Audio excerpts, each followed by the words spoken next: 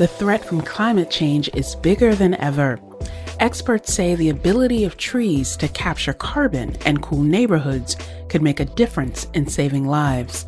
But in Connecticut cities, unequal access to trees means their benefits are only enjoyed by some. This is Disrupted. I'm Kalila Brown-Dean. This hour, we listen back to a conversation from earlier this year. Later, we'll hear how New Haven is regrowing its tree population, and we'll speak with a Harvard professor on how climate change is affecting our region's forest and what we can do to prevent deforestation. But first, a 2021 study from the Nature Conservancy ranked tree coverage in America's wealthiest and poorest urban areas. Connecticut cities like Hartford and New Haven rank among the top 10 for largest disparities in coverage between neighborhoods. Drew Goldsman is the Urban Conservation Director for the Nature Conservancy in Connecticut. He's here to break down why the state fares so poorly. I asked him to explain why cities even need trees. The health and well-being benefits, I think, are the first and foremost, easiest to think about. So heat island effect, the concentration of heat in cities and urbanized communities is pretty dramatic, and trees have been really proven to be an incredible tool to cool down our communities. When I'm doing outreach in Bridgeport and beyond, and I'm talking to folks about their relationship to trees and if they're interested in having trees planted, the top two reasons that folks are always interested, and they're not always interested, but often the reason why people do connect with trees are for the cooling effects and shade for their kids to play, and the beauty and the aesthetics. Those are really the top two. So people really get that cooling impact.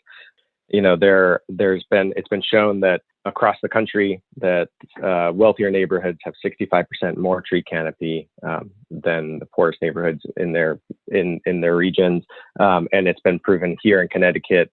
We are unfortunately ranked at the top of that discrepancy and that inequity across neighborhoods and communities. Well, I think it's fascinating for our listeners to think about that these disparities that we see in housing and residential segregation across Connecticut has this sort of broader impact on the quality of life, not just where people live, but how they can live. And one of the things that we know from recent research is that having trees in particular areas can actually reduce crime and violence, that it encourages people to adopt healthier lifestyles, but also has something to do with mental well-being.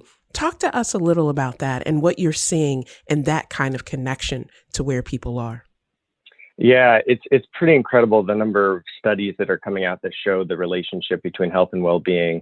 There's a study that shows that students with trees outside of their classroom window perform better, all other things being held equal. Hospital rooms and recovery rooms with trees outside, kind of within view of the window, recovery times increase, all else being held equal. And we know deeply that the connection with the natural world is something that kind of has been fragmented in a lot of our modern lifestyles, but something that we're really keen on at the Nature Conservancy, and I think a lot of the community-based urban forestry programs around the country and here in Connecticut, is to better understand the existing relationships with folks and natural resources. I think it's easy to jump to, people in cities don't have those relationships, but I think often they look a lot different than a traditional environmental kind of context. And so I think it's also just about really lifting up that relationship and supporting it and understanding where frontline communities have been really underserved by trees and other nature-based solutions or natural assets, but also kind of deeply understanding that connection, and that there are a lot of reasons in which people, because of kind of systemic problems, have been led to see trees as a liability, as a threat and a risk. And that's understandable when you have maybe an underfunded public works department that can't get out there and sweep up the leaves as often as possible, or whatever it might be. And so that leads communities, or sidewalk heaves. That's one of the biggest issues we find in Connecticut. A lot of residents or property owners are responsible for maintaining their sidewalks. And so therefore they're less willing to maintain a tree in front of their home. And so those health and well-being benefits, air quality, mental health, those are really kind of the suite of benefits that we always kind of look to. And we try to make sure that we're connecting with folks on kind of where it resonates with them And so, as I mentioned earlier, the heat piece is really the number one, but it's that suite of benefits, including the mental health, that is just so critical. Let's talk about some of those relationships and some of those connections, because often we find in Connecticut cities that you have a higher population of people who are renting where they live, and perhaps that kind of investment is different in terms of the amount of time they want to put into a space that may not be theirs, or having a landlord who may not invest in the quality of life of their residents. And one of the statistics that really stood out to me, Drew, is from the city of Bridgeport. And it's been rated as one of the cities that has less tree coverage than other parts of the state, particularly the affluent areas that neighbor Bridgeport. What does the tree canopy look like across Connecticut, and in particular for cities like Bridgeport and others that you work with? Yeah, absolutely. I think Bridgeport is just such a kind of profound example of these discrepancies, because nested right there in Fairfield County, it is adjacent to some of the kind of the best resource communities in the country and the wealthiest communities in the country. So the contrast is really, really stark. And so, we've done a lot of work in neighborhoods like the East Side and East End in particular, and the West End, which are neighborhoods that have between 7 and 12% tree canopy cover. Bridgeport overall is roughly 20% or so, with some of its wealthier, whiter neighborhoods at 40 to 45%. So it's pretty clear, and that has a lot to do with kind of the legacy of industry in the city, and the concentration of poverty, and the kind of legacy of particular housing policies that have led to kind of certain concentrations of frontline communities and communities of color in kind of formerly industrial, high density areas, which is great. We're a big fan of density, but how do we ensure that those communities can be healthy? There's a movement within kind of the urban forestry space that is I think rightfully really seeking to support community stewardship of trees and natural assets in communities. And I think that's really vital. And back to that kind of connection that individuals and communities have with their natural resources, how can we lift up those stories and honor that relationship? And I think that's great. And that's really critical to be kind of supporting community leaders and making those decisions. That said, I do think that there's a shortcoming when we put all of this emphasis on community stewardship. I think we often then disregard a lot of the other barriers that exist in people's lives that would facilitate them doing that. It's unfair in a lot of ways and reinforces a lot of inequities by kind of essentially building these systems around that level of community and kind of residential stewardship. And I think that's why we really have to make sure that we're investing in these, be it a city-run program or an NGO nonprofit partnership program that is doing a lot of that work. It's not right to essentially be putting that on the resident, and we see that residents who are renters, who are working a couple jobs and maybe have to bounce around a little bit. They just have fewer opportunities to get out there and be the one stewarding those street trees and so on. So I think that's a critical piece of it, and something that I think is a little bit of a gap in the way that some of the kind of current programs are seeking to. Again, it's a double-edged sword. You want to be supporting that community stewardship. I'm just curious why a city like Bridgeport seems to have such low tree coverage, and then what the implications are across the state. I mean, I think it comes down to segregation. Connecticut is essentially the most segregated state in the country by some measures, right? And it's no surprise then that our landscape and our natural resources are going to be kind of equally as segregated. A lot of that can come back. I know you've covered in the past redlining. You can just map that onto any city, and urban forestry cover kind of corresponds with the redlining. Everything that I'm hearing and what you've just shared reflects the broader challenges in our country, that often we take problems that are the product of systemic institutional choices, and we put the onus of solving those problems onto individuals, whether that's individual households or individual communities, and it never addresses the real possibility of moving forward. And one of the ways where I think that your work is so important here is that we're also in a state where we're seeing this housing crisis, so to speak, where some people cannot afford to live in particular areas and others are just flooding the market with cash and changing the dynamic and the makeup. So when we think about what we do moving forward, this need for housing in Connecticut, as well as this need for green space for all of the benefits that you mentioned, what would you say needs to be done to be able to still prioritize and support those green spaces and trees while also addressing the broader problems that you've mentioned? It's there. There it is. That's the crux of it all. I think in short, we need to invest in our cities. We have to really understand in a very narrow sense related to urban forestry, we really need to understand kind of where are the communities and the neighborhoods at the neighborhood scale that are in the most dire need. We're talking about communities, again, like north end of Hartford, south end, east end of Bridgeport that have 7 to 10% canopy cover compared to goals and standards across the state of 30 to 40%. So I think that's kind of the simplest answer related to urban forestry is just deeply invest in those communities and let's not maybe spread out those funds as broadly. But I think fundamentally it really does come back down to addressing segregation and we're also keenly aware of kind of the green displacement, green gentrification, and it's something that I think the community around urban forestry is pretty cognizant of and really trying to figure out kind of how to do that work well. And I think to use maybe a term of the day, it's thinking kind of intersectionally about these issues. And so we've been working a lot with affordable housing providers is kind of one way that we see an opportunity here. That said, in Bridgeport, for example, much of the housing stock is kind of naturally, let's call it affordable, right? It's market rate and affordable, and that's key. And so that's not subsidized housing, that's not public housing, and it's really important to maintain the affordability of those communities. But I think it is about making sure that we're finding those partnerships with. Be it our affordable housing partners, be it just in general city government to ensure that this is considered a vital city service, along with transit, along with housing, along with lead abatement. This all has to be part of kind of a comprehensive investment in community health and well-being. We're now 1 year since the storm last year, Isaias, and as someone who lost a number of trees due to these storms and the fear and concern about the majesty, but also the magnitude of damage that could happen. I've also been thinking about how utility companies have now stepped up their efforts to also think about tree removal.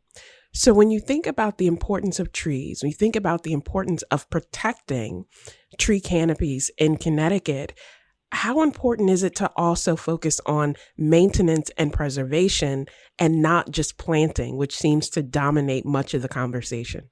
Absolutely. Yeah. I don't have it off the top of my hand, but, a mature tree sequesters, 100 times more carbon, creates, magnitudes of order more cooling in communities than a newly planted, sapling or 2-inch caliper tree. So absolutely, we need to maintain focus on the maintenance of our existing canopy. Those are the ones that are really doing the work right now. That said, a lot of them were planted 50, 70, 100 years ago, often actually at a time when there were no overhead power lines. And so now we're dealing kind of with this conflict of these trees that were planted that were not maintained, unfortunately. And now that is leading to a lot of utility impact. You make a cut when a tree is 5 years old, it leads to a healthy tree. But if you try and make that same cut, essentially when it's 75 years old, you'll end up effectively killing it, or just leading to kind of honestly more risk, and it'll essentially need to come down.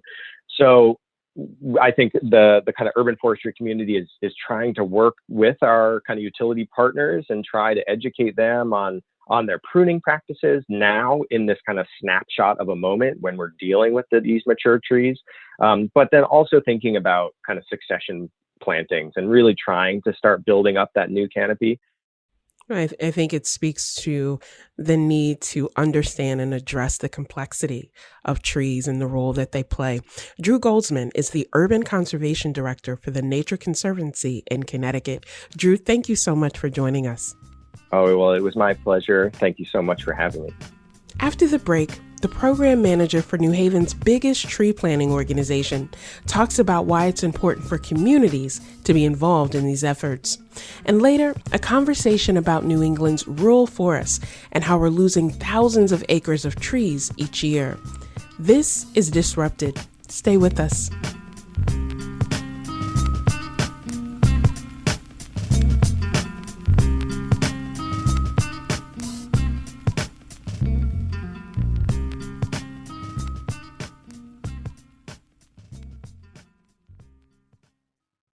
Welcome back to Disrupted. I'm Kalila Brown-Dean. Coming up, a Harvard professor talks about the future of New England's forests and how we can play a role in protecting them. But now we continue our look at Connecticut's urban trees and forests. Last year, New Haven Mayor Justin Elicker announced the creation of a new citywide climate task force. He hopes to end greenhouse gas emissions in New Haven by 2030 and to reduce the amount of carbon already in the atmosphere. To meet this goal, the city will need to deeply invest in its urban tree canopy. But in 2016, nearly half of the city's neighborhoods reported tree coverage under 20%.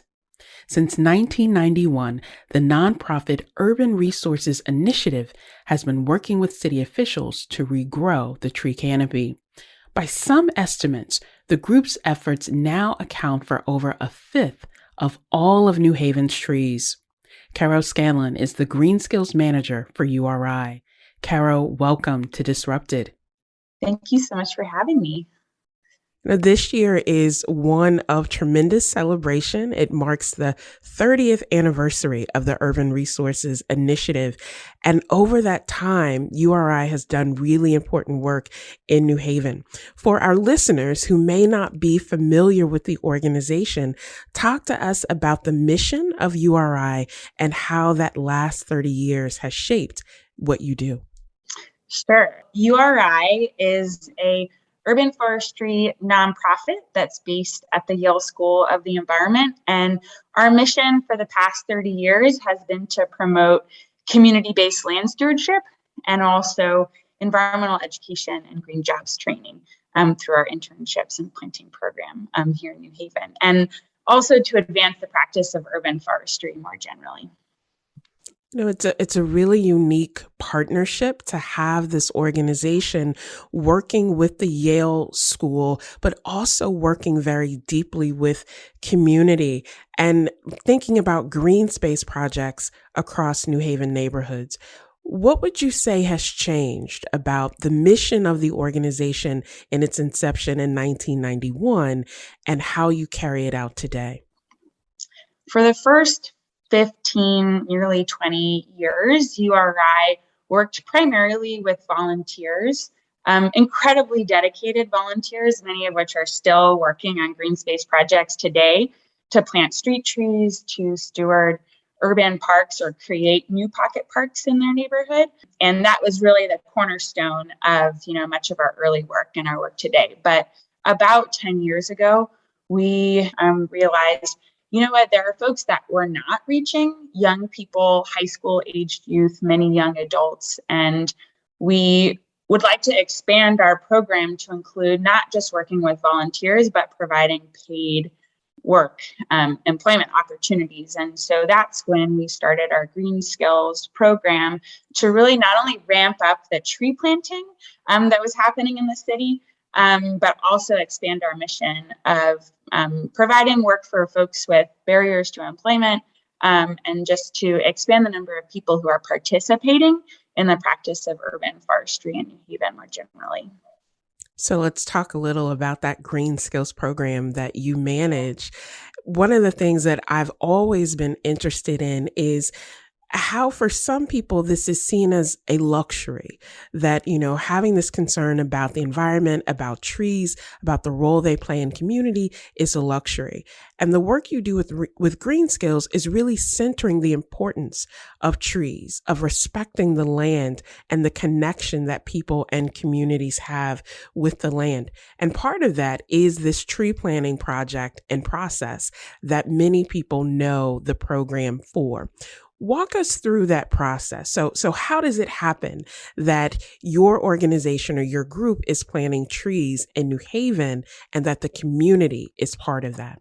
Well, first of all, we have an incredible partner with the City of New Haven, who is our biggest funder of our work. So we have a contract with the city to plant about 550 trees every year. And we do that with a request-based model. So every tree that's planted by our team has been requested by a New Haven resident, both owners and renters. In fact, mostly renters are the ones who are adopting street trees in our city, or other community institutions like businesses and churches and libraries. And so when we get a request to plant a tree, we work with that tree requester, we call them, to choose a species that they love and that's going to work well for the site, to make sure that the location, is where they want it to be and the tree's going to thrive in the long term. And then when we plant the tree for them, we also follow up with all kinds of information about how to care for the tree, how to respond to difficulties, that they may have with the tree going forward, and to make sure that it's a real partnership, from beginning to hopefully, the end of the tree's life as well.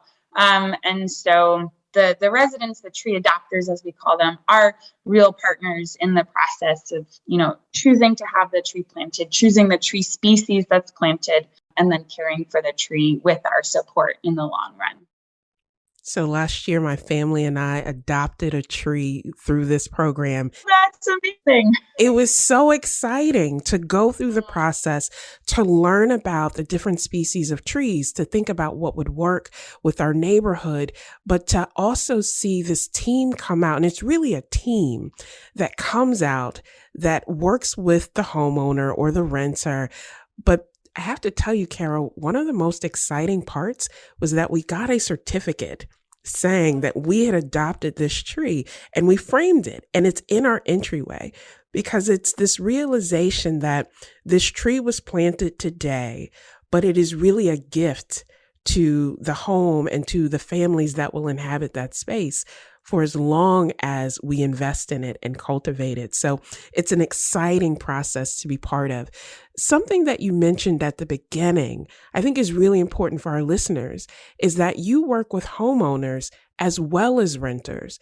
And in a city like New Haven, where you have such a high rental population and you often have landlords who may not be present, it's important for that community engagement that home ownership does not become a barrier to people being able to do this. Talk to us about that decision to incorporate both renters and owners.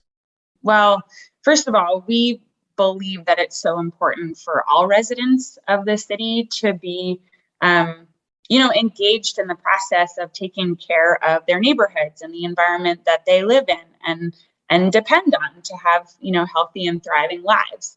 And most of the trees that we plant are actually planted in the public right of way. So that little strip between the sidewalk and the curb is actually owned by the city. And even though, many of the residents who live on the other side of the sidewalk do a lot to care for that strip, it is public property. So we do have permission from the city to be planting in that space. And so we're excited to be able to offer this opportunity for people to adopt a tree, no matter their status as a renter or owner. And like I said, most of the people who adopt trees are renters, and they, will sometimes, if they don't have a water source on the outside of their building, they'll carry buckets of water from inside, from their bathtub or their sink. And people are committed and they love their trees, and we're so grateful to them. We couldn't plant these trees and grow the forest without them. It's an amazing example of what happens when opportunities are created for people, and created for people who too often get overlooked in our cities, but really in our day-to-day lives. And another way that your program is doing that is through your partnerships with young people and the formerly incarcerated, so that they are having this opportunity to be connected to the land, but also this opportunity to connect with community. Why the decision by URI and your program in particular to partner with these groups? Yeah, so when we first started working with our Green Skills program, we first started working with high school teams. We partnered with two amazing high schools in New Haven, Common Ground High School and Sound School. And we have loved working with our high school teams, and we've done that for over 10 years. Our partnership with Emerge Connecticut, which is a local reentry support organization, job skills training program, we've been working with them for 10 years also. But when we first started working with our adult teams, we worked with a few different partner organizations, but we found working with Emerge to be so positive, and the team was so consistent, and we really benefited from the partnership. And we were one of their first major contracts as well. And so really we've grown together over the years and made our mutual success possible. My partner in running the program here at URI, William Tisdale, he is a graduate and now board member of Emerge Connecticut, and so he now supervises our adult team. It's important for us to show that we value the contributions that these folks make, and we want to provide employment and opportunities for these adults to get out into the community and do work that's really public and positive. And we love working with Emerge, and we couldn't do what we do without them. And it's really been an opportunity for URI to reach so many folks in New Haven, to grow our own community and network, and to have voices and advocates, for local urban forestry efforts, but just environmental stewardship in general in the city. And so we've all grown together through this partnership, and I can't say enough about it. What do you see from the partners from Emerge, from the employees who work on these projects? What do they tell you about their experience in working in tree planting, but more broadly than just tree planting, but being a part of this collective? Yeah, well, I wish that, some of my teammates would be here to say things in their own words. But one thing that I often hear over and over again is, what does tree planting mean to them? It means planting new life in neighborhoods where maybe they've grown up. And are eager to have a different kind of impact. I don't want to underestimate the power of my teammates being out there, and maybe they've grown up in this neighborhood, their whole life, and now they're getting to meet friends, folks that they've known, planting a tree. They get to bring their families by the tree, their children, their partners, and to say, hey, I did that. That tree's going to be there for generations. And this is my mark on my neighborhood. I have chills, just talking about it, but this is something that I hear from my teammates at Emerge all the time. You mentioned in talking about the work of URI that your organization plants about 500 trees per year, which is amazing. But at the same time, New Haven, like many other places, has struggled with tree growth, even with these committed efforts, even with these important partnerships. Growing the tree population over the last decade is a challenge. What's causing that challenge, and what can organizations like URI do to really reverse some of that trend? Sure. So as you alluded to, we plant over 500 trees a year, roughly about 525 on average. But the city actually removes about that number of trees every year as well, because of storm damage, because trees are aging out, because many of these trees were planted during, quote unquote, urban renewal efforts, roughly 50, 60, 70 years ago.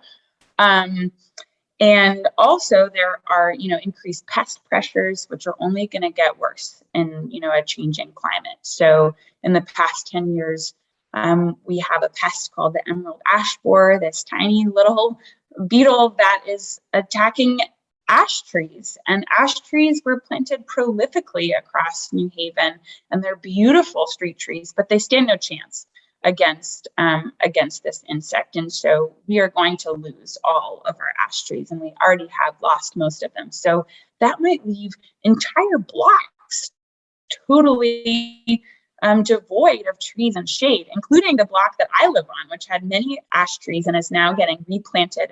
And my colleague, Anna, who also lives on the block, she said, it's very hopeful to see these young trees growing in, but it makes a big difference to have, a healthy canopy suddenly lost. And so it's really important that we get ahead of the game and we're planning for the future and planting trees now to take over the space of trees that we're going to be losing over the years. And yes, I do believe that the efforts that we're making now are important and meaningful, but also all of our cities are going to have to increase our tree planting programs because it's really a matter of life or death. Extreme heat kills more people every year. It's the most deadly natural disaster. And we know that having a shaded neighborhood makes a big impact in terms of whether someone can weather an extreme heat event or not. So planting trees is not just for a beautiful neighborhood, but also for a healthy neighborhood and keeping folks healthy and alive. It was a big concern I had last year during the height of the pandemic, where many public spaces that previously would serve as cooling centers, places like libraries and churches, when they were closed, we often worried about where do people go, particularly people living in neighborhoods that do not have much of a tree canopy or lack adequate tree cover. And so your point about seeing that, yes, there's beauty in the trees, but there's also health and wellness that connects all of us, regardless of where we live, is so key. What's the reaction that you receive when you talk to communities and leaders and residents about the importance of respecting trees, but also committing to trees? Yeah, well, many of the folks that we talk to, they already have those values instilled in them. There's not much convincing that needs to be done. Most folks are excited to have a tree planted if the opportunity is presented to them. We do have folks that are, that are not as excited to have trees planted, and we respect those opinions as well. But many folks say, well, some of the trees on my block are not as well cared for as I would like they're dead branches, or, I was nervous in the storm, a tree came down and I don't want to risk having another tree maybe hit my car or my house. And so, what that makes me think of is it's really important to be investing in the care of our mature trees in our neighborhoods as well. Planting programs are really important. I work for one, I believe in the importance of planting new trees, but also we need to take care of what we've got.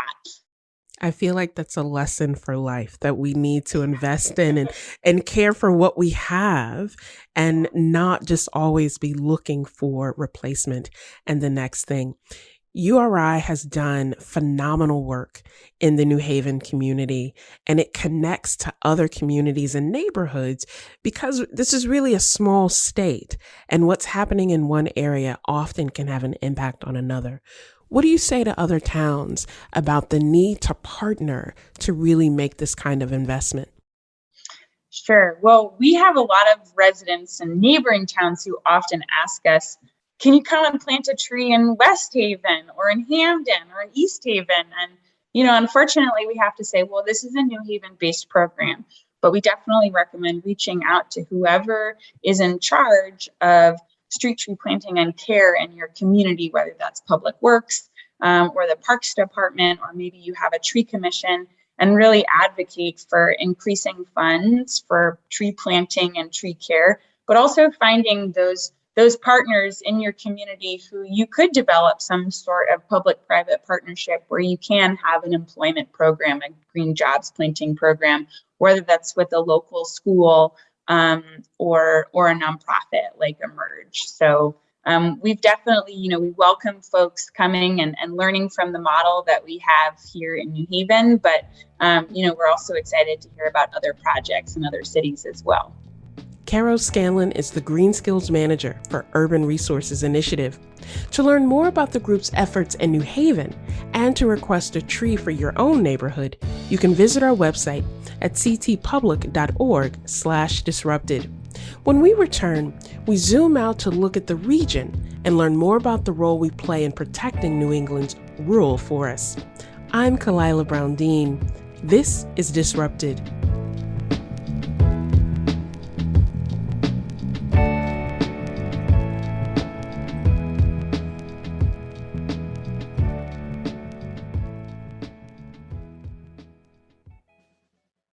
Welcome back to Disrupted. I'm Kalila Brown-Dean. Each year, New England's forests are a vital force for the region's tourism industry. They're also important for improving air quality and lowering the risk of respiratory diseases like asthma. But our rural forests are shrinking. About 38 square miles of forest land is being cut down annually. What's causing this dramatic deforestation? David R. Foster is senior conservationist at Harvard University's Harvard Forest. It's a 4,000-acre lab and classroom for ecology and conservation. He's also chairman of the Highstead Foundation. David, welcome to Disrupted. Very glad to be here. Thanks. There is no question that the forests of New England are some of the most beautiful and stunning in the country, but we've also gone through these periods of both growth and destruction. Talk to our listeners about what our forests looked like 100 years ago and how they've changed.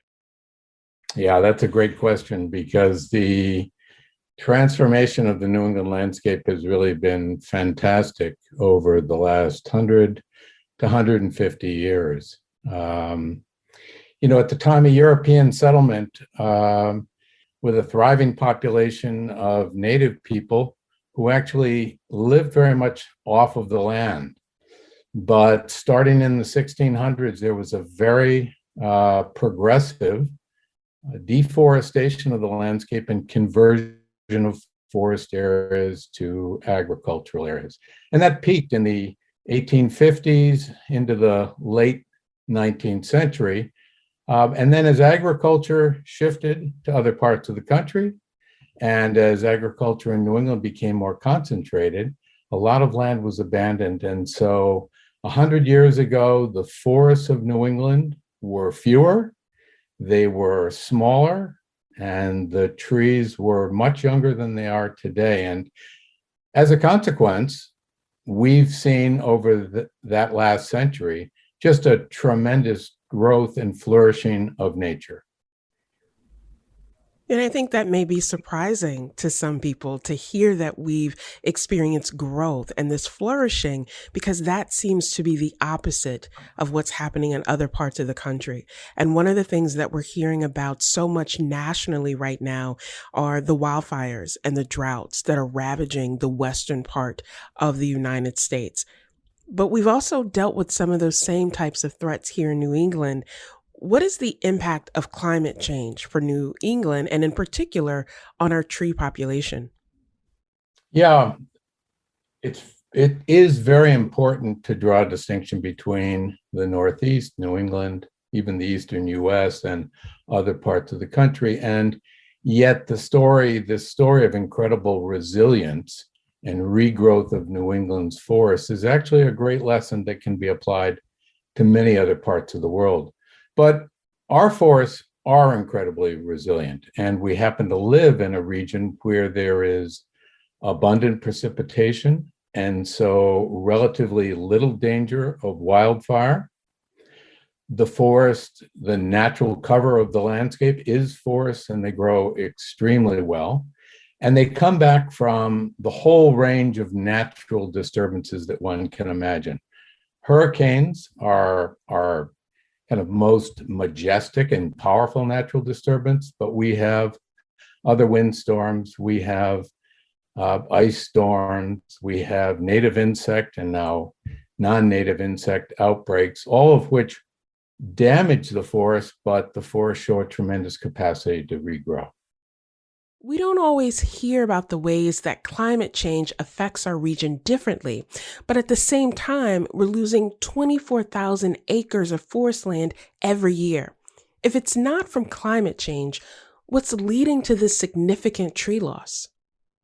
Yeah, so there are three really interacting factors. There is deforestation, the clearing of forests and converting of that those areas to, these days, it's not farmland so much as converting it to house lots and roads and commercial structures and solar arrays and power lines and things like that.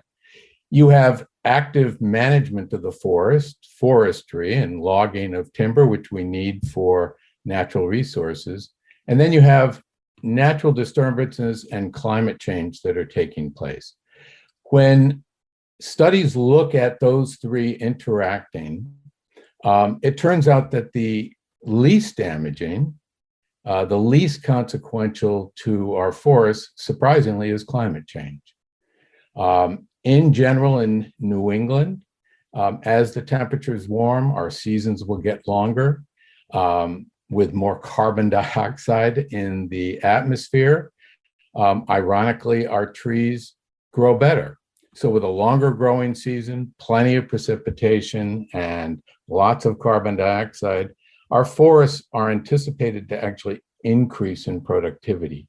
But we actually are converting 25,000 acres of land a year across New England to asphalt and to backyards.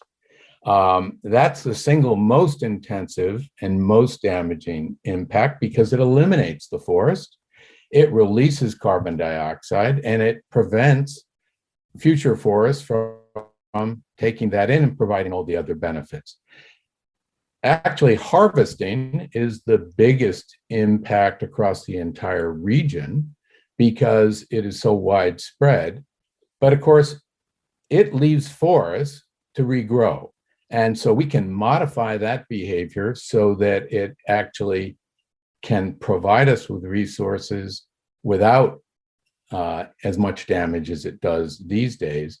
And so my focus is very much on deforestation and reducing the extent to which we are losing our forests. David, what are some of the things that we can do as individuals to make sure that we're respecting the land and not contributing to these challenges? One of the really important things to recognize in New England is that there is a role for every individual in this issue. If you happen to own land, if you have a backyard even, if you have 5 acres of land, if you happen to be fortunate enough to own more land, you can take good care of it first by leaving it alone and doing no harm. And secondly, if you manage it, to manage it very carefully. You can look to conserve that land, to permanently protect it from development. And that's one of the most important steps that any landowner can take by reaching out to land trusts and other conservation organizations. But we all need to recognize that the US is extraordinary in the callous nature that we take towards forests. And here we are in New England, blessed with this historically important forest that is doing so much for us in terms of abating climate change and providing huge economic promotion of the region through tourism and products and everything else. And yet we just do not look after it.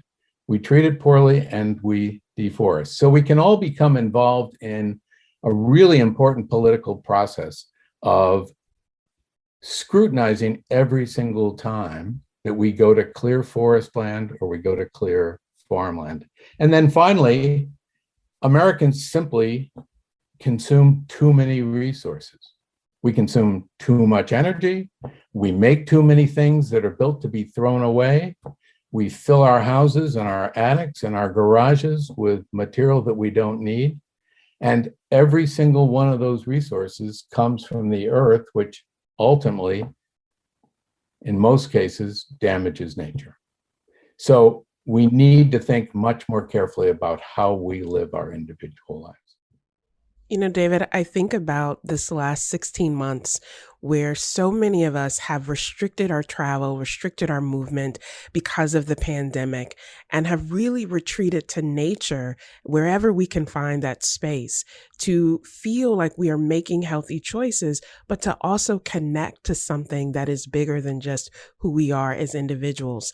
And I think your point about the power of urban areas to say, this is why we need to protect land, why we need to respect the environment and respect the forest, because it has all of these health benefits of our physical health, our social and emotional health, but also this connection as well.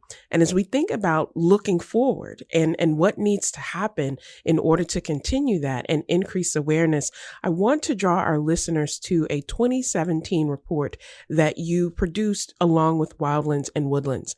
And it made some really detailed suggestions for what we need to do. Here's the big number that stood out to me as I was reading this. The report says we need to conserve 30 million acres, or about 70% of our forested land, by 2060. As you think about the time since that report was released in 2017, what kind of progress has this region made toward reaching that goal? We've made great progress, and we need to redouble that effort and make even more. But that report points out that New England has already conserved more than a quarter of its forests, that in the 2 decades before that report, that the rate of land conservation was 3 to 4 times what it had been over the previous history. And so we have tremendous momentum. That report really recognizes that there are organizations and individuals at every scale of New England, from individual landowners, municipalities, states, and the entire region, that are working towards this goal and have the power to actually do it. So while in a sense, we are asking for a real shift in behavior and attitude, we have a lot to build on and a lot to be thankful for, and great optimism that if we care about these issues, we can actually accomplish those kinds of goals. I'm glad to hear the optimism. I'm glad to hear the encouragement, because often we get so overwhelmed by the negative trends that lifting up those possibilities becomes important. And I wanted to also balance that with, what are the ongoing concerns that you have, that even as we've made this progress, we are raising public awareness and education, which I think are so key. What is the thing that continues to concern you as we move forward? Lack of recognition and lack of action. That report actually makes the recommendations that every town and every state establish goals for itself. And that has happened at a very slow rate over the last few years. It also makes this point about the 24,000 acres. And there has been very little movement at a state level and at municipal levels to actually scrutinize closely what we are doing with our land. And there is the larger fear and concern that climate change is just exacerbating all of these processes that can damage forests, that can impact our lives. And so while it raises the attention of a lot of people, what it needs to do is galvanize action. And the biggest fear is that action is going to be slow and too late. David R. Foster is senior conservationist at Harvard University's Harvard Forest, and he's chairman of the Highstead Foundation. This week's episode was produced by James Szkobel-Wolff, Zshekinah Collier, Catie Talarski, and Vanessa de la Torre. Our interns are Abe Levine and Dylan Reyes. I'm Kalila Brown-Dean. Thanks for listening.